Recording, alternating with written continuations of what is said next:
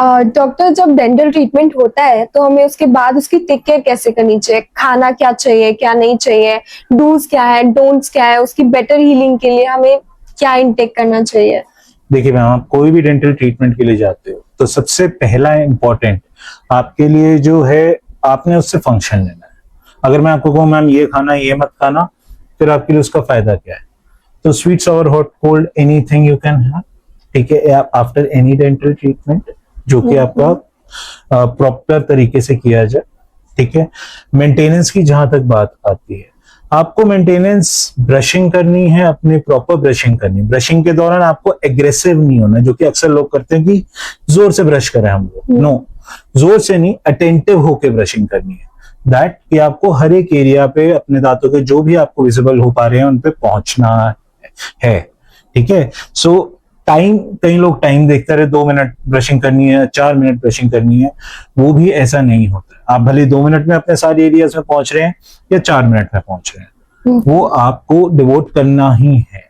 आप कुछ खाते पीते हो, ठीक है, नॉर्मल माउथ रिंसिंग आप करोगे, all that will just give you 2 to 5% of cleaning, but जब आप वो over a period of time करोगे तो तब वो आपको एक्चुअल बेनिफिट देता है। माउथ वॉशेस कई लोग रिकमेंड करते हैं या कई लोग यूज करते हैं।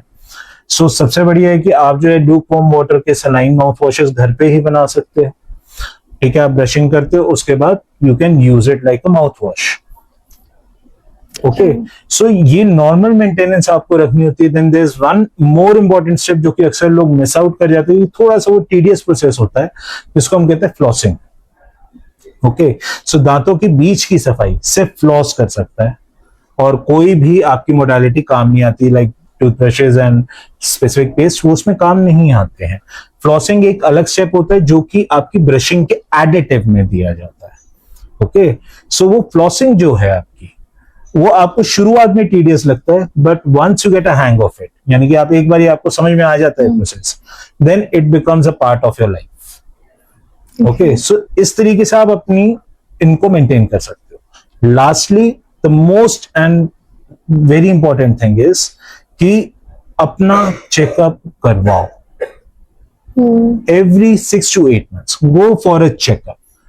No doctor will hold you and से आज तो ट्रीटमेंट करके भेजेंगे हम। ठीक है, सो लेकिन अगर आपको ये नहीं पता होगा कि आपको क्या प्रॉब्लम्स आई हैं, वेदर आप जो मेंटेनेंस रख रहे हो एडिक्वेट है या नहीं है, ठीक है, तो जो है आपको यही नहीं पता चलेगा whether you need any attention और नॉट।